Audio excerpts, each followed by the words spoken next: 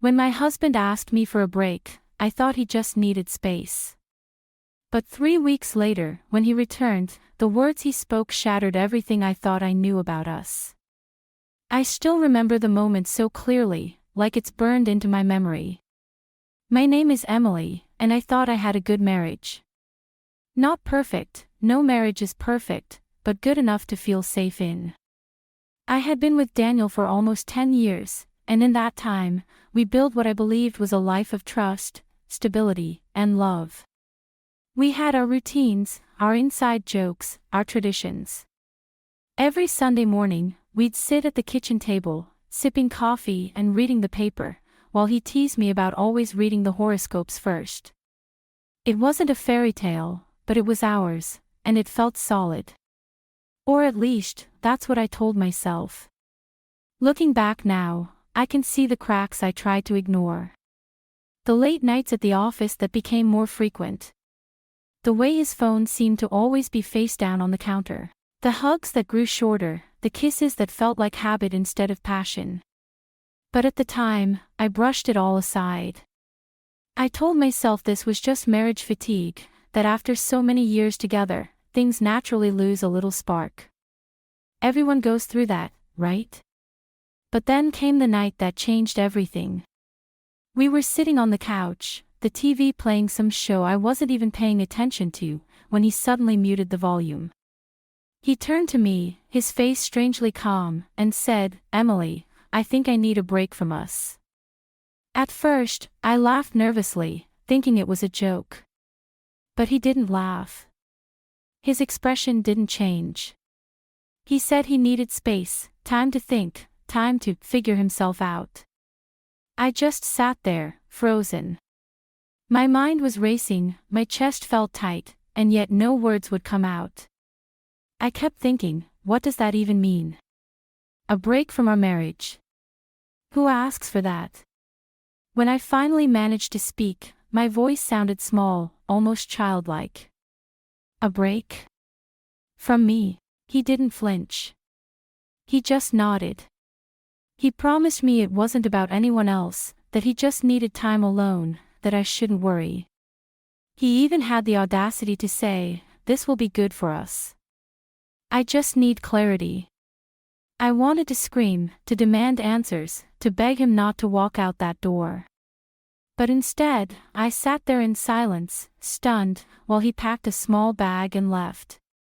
And just like that, I was alone. No explanation, no timeline, no idea what he was really thinking about. Just me, my thoughts, and a marriage hanging by a thread. What I didn't know then was that when he came back 3 weeks later, his words would hurt more than his absence ever did. When Daniel and I first met, it was the kind of love story people envied. I was 24, fresh out of college, working long hours at a marketing firm, and he was the ambitious project manager everyone admired. He was confident without being arrogant, charming without being overbearing. He noticed me in a crowded room, and when he smiled, it felt like the whole world narrowed down to just the two of us. Our first date lasted 6 hours. We talked until the restaurant closed, then walked through the city streets until the early hours of the morning. I remember thinking, this is it. This is the man I'm going to marry. And a few years later, I did. In the early years, we were inseparable. We took spontaneous road trips, left each other little notes around the house, laughed until our sides hurt. He'd send me flowers at work for no reason. I used to wake up in the middle of the night and catch him just watching me, like he couldn't believe I was real. That's the kind of love we had, or at least, that's what I thought. But somewhere along the way, the shine dulled. The man who once couldn't wait to tell me about his day suddenly had nothing to say at dinner. The road trip stopped, replaced by nights where he claimed he was too tired from work. His kisses became shorter, almost absent-minded, as if checking something off a list. At first, I blamed myself. Maybe I was too focused on my own work, too distracted to notice he was pulling away. I made excuses for him. He's stressed, it's just a busy season at the office, things will get better soon. But soon never came. The signs piled up, his phone buzzing late at night, always flipped screen down. Weekend work trips that felt suspiciously frequent. That faraway look in his eyes, as if his body was with me but his mind was somewhere else entirely. When I confided in friends, their advice was split. Some said, give him space. Men don't like to feel smothered. Others warned me, don't let him pull away. If you give him too much freedom, he might never come back. I was caught between fear and trust. In the end, I chose trust. I convinced myself that Daniel was still the man I married, the man who once looked at me like I was the only woman in the world. But even as I reassured myself, there was one moment I couldn't shake. The night he asked for the break, just before he walked out the door, he gave me a look. It wasn't anger, it wasn't sadness, it was something else. Something heavy, secretive, like he was carrying a truth I wasn't meant to know. And that look haunted me every single night he was gone. Those 3 weeks felt like 3 years. Every day bled into the next, a blur of waiting, hoping, and replaying his last words in my mind. I just need some space. Time to think. I texted him at first, simple things. How are you? Do you need anything? His replies were short, cold. I'm fine. Don't worry. Eventually, he stopped replying altogether. I told myself he was busy, that he needed time, but deep down, I felt it, I was losing him. At night, I couldn't sleep. I lay in our bed alone, staring at the ceiling, listening to the silence. His side of the bed stayed cold, untouched. I would roll over just to smell the faint trace of him on the pillow, and it broke me every time. I checked his social media obsessively, desperate for clues. He posted pictures, smiling with friends, grabbing drinks, looking carefree. He looked fine. Better than fine. And I thought, how is he okay while I'm here falling apart? I started doubting everything. Was I not enough for him anymore? Did I do something wrong? Was I too boring, too nagging, too ordinary? My reflection in the mirror became a stranger. I picked myself apart, searching for reasons why the man who once promised me forever suddenly needed time away from me. Then, one evening, the sound of a car pulling into the driveway jolted me out of my thoughts. My heart raced as I ran to the window. It was him. Daniel. I swear, my knees almost gave out.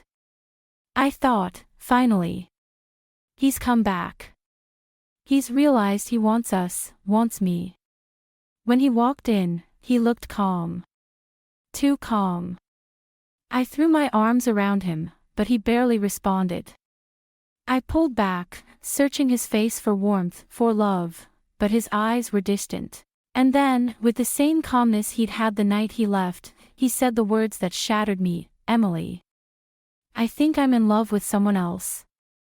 It was like the floor gave out beneath me. My chest tightened, my ears rang, my body went cold.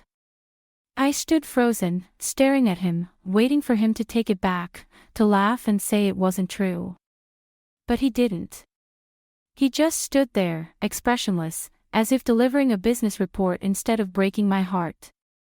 The anger came first. I screamed at him, demanding to know who she was. Then came the tears, hot and uncontrollable. I begged him not to do this, not to throw away our marriage. I humiliated myself, clinging to him, asking if she was prettier, smarter, better than me. But he didn't answer. He just watched me fall apart, as if he'd already chosen his side. In that moment, I realized, I wasn't losing him. I had already lost him. The days without Daniel stretched endlessly. 3 weeks may not sound like much, but when your entire life feels like it's crumbling, each hour feels like an eternity. At first, I tried to be patient. I sent him texts, small ones, gentle. Hope you're okay. Thinking of you. I love you. His replies came hours later, clipped and cold. I'm fine. Don't worry. No warmth. No affection. Just words that might as well have been written by a stranger. By the second week, even those dry replies stopped. I'd stare at my phone, waiting for the screen to light up. It didn't. I began checking his social media obsessively, desperate for a glimpse into his world. That's when the knife twisted deeper. There he was, smiling with friends, laughing over drinks, living as though nothing had changed. He looked fine. Happier, even. And I thought, how can he look so alive while I feel like I'm dying? The nights were the worst. I couldn't sleep in our bed without him. His side was cold, untouched, yet I couldn't bring myself to sleep elsewhere. I curled up against his pillow, inhaling the fading scent of his cologne until it only made me cry harder. Some nights, I'd pace the living room for hours, replaying our last conversation in my head. What did I miss? What did I do wrong? That question consumed me. Was I not enough? By the third week, I was a ghost of myself. Pale, restless, hollow-eyed. Then one evening, headlights swept across the living room wall. My heart jumped. I rushed to the window. It was Daniel's car. I almost collapsed from relief. He was back. Finally, he had chosen me. Finally, this nightmare was over. When he stepped inside, I threw my arms around him, whispering, "I missed you." But his body was stiff, his embrace half-hearted. He didn't even kiss me. He pulled back, and in a flat, almost casual tone, he said, "Emily, I think I'm in love with someone else." The words didn't register at first. It felt like he'd spoken in another language. My ears rang, my vision blurred. My body went cold. I searched his face, waiting for him to laugh, to take it back, to tell me it wasn't true.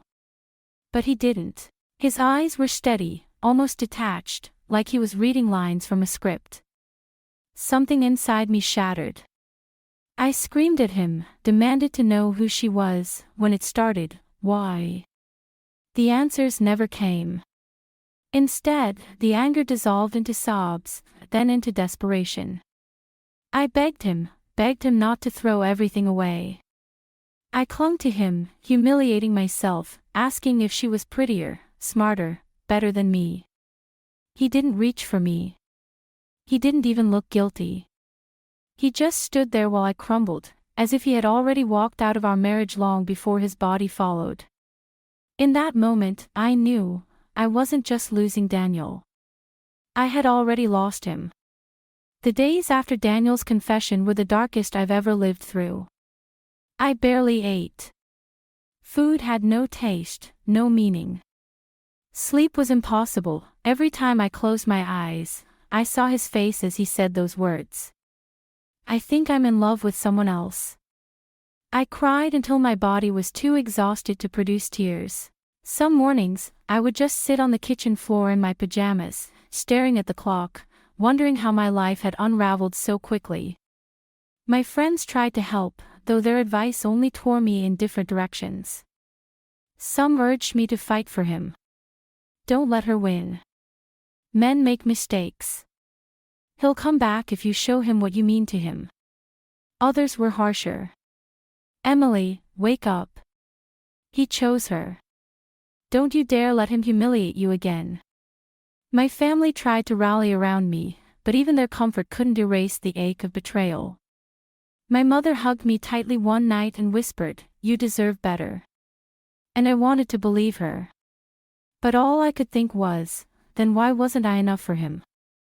As the fog slowly lifted, pieces of the truth surfaced. A friend of a friend had seen Daniel out with a woman during those 3 weeks, the same weeks he claimed he needed space to figure himself out. That was the space he wanted, the freedom to be with her. I felt sick. I had defended him, trusted him, even excused his distance. And the whole time, he was already with someone else. The realization cut deeper than his confession. It wasn't confusion.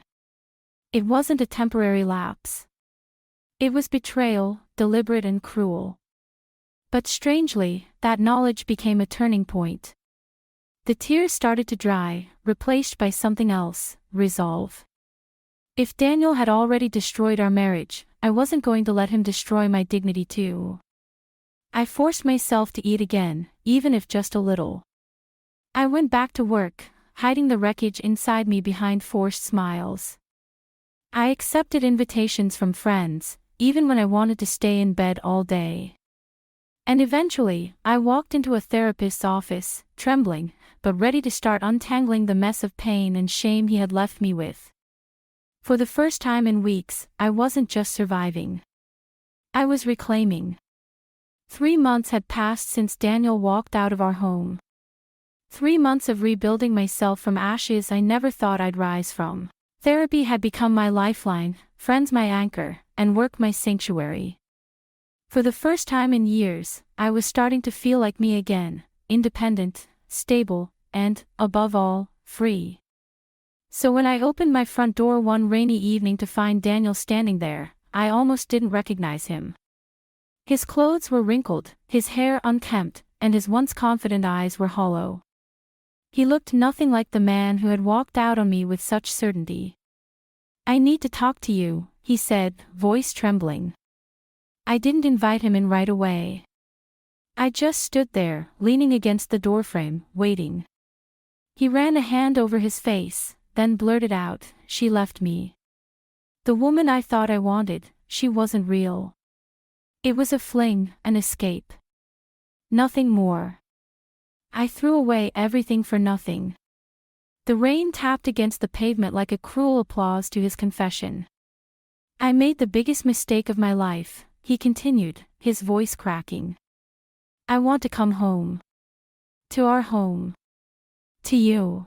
Once, those words would have shattered my walls and had me falling back into his arms. Once, I would have believed him, forgiven him, prayed that love could erase betrayal. But not anymore. I studied him quietly, the way you study a stranger you used to know. There was desperation in his eyes, but it wasn't love, it was fear. Fear of being alone, of facing the consequences of his choices. Finally, I spoke, my voice steady. "Daniel, you didn't take a break from our marriage. You ended it the moment you let someone else in." He flinched, as if the truth itself struck him harder than any slap ever could. I expected anger, maybe denial. But instead, he just stared at me, speechless, broken, powerless. The silence between us was heavier than any fight we'd ever had. And in that silence, I realized something: I didn't need revenge. I didn't need to scream or cry. My dignity was louder than his apologies. I closed the door slowly, gently, leaving him outside in the rain. For the first time in years, I didn't feel abandoned. He was the one left behind. When I look back now, I realize I used to believe love meant fighting until there was nothing left to fight for. I thought if I tried hard enough, if I forgave enough, if I gave enough space, if I sacrificed enough, then maybe love would always survive. But love doesn't work like that. Love isn't supposed to be a war where one person fights while the other walks away. Love is supposed to be a choice, made every single day. And the moment Daniel chose someone else, he made his choice. I won't lie, letting go was the hardest thing I've ever done. My heart still carried his laughter, his touch, the years we shared. But the moment he came back, broken and begging, something inside me shifted. I finally saw the truth: his betrayal didn't just damage our marriage, it ended it. People often say that silence is weakness. That if you really love someone, you should argue, scream, cry, do anything to make them stay. But I've learned silence can be the strongest answer of all. When I stood there, listening to him beg, I didn't need to raise my voice. I didn't need to remind him of the nights I cried alone or the pain of knowing I wasn't enough for him. My silence told him everything: that I was done fighting for someone who never fought for me. And here's the cruel irony: he wanted a break, but what he really wanted was freedom. Freedom to test the waters, to see if the grass was greener somewhere else. And when he realized it wasn't, he expected me to be waiting, loyal and unchanged, ready to take him back. But I wasn't the same woman anymore. I had learned that strength isn't about holding on until your hands bleed. Sometimes strength is unclenching your fists and letting go. Sometimes strength is walking away with dignity, even when your heart still aches. So no, I didn't take him back. Not because I stopped loving him, but because I finally started loving myself more. That's the lesson I carry now. When someone asks for a break, listen carefully. Because what they're really asking for is a chance to live without you. And when they come crawling back, broken and regretful, you have to decide, will you give them the chance to hurt you again, or will you let them live with the regret of losing you forever? I chose the latter. And though it still hurts sometimes, I've never once regretted choosing my own peace over his chaos. So I'll leave you with this question: would you take back a partner who betrayed you during a break? Or would you let them live with the regret of losing you forever?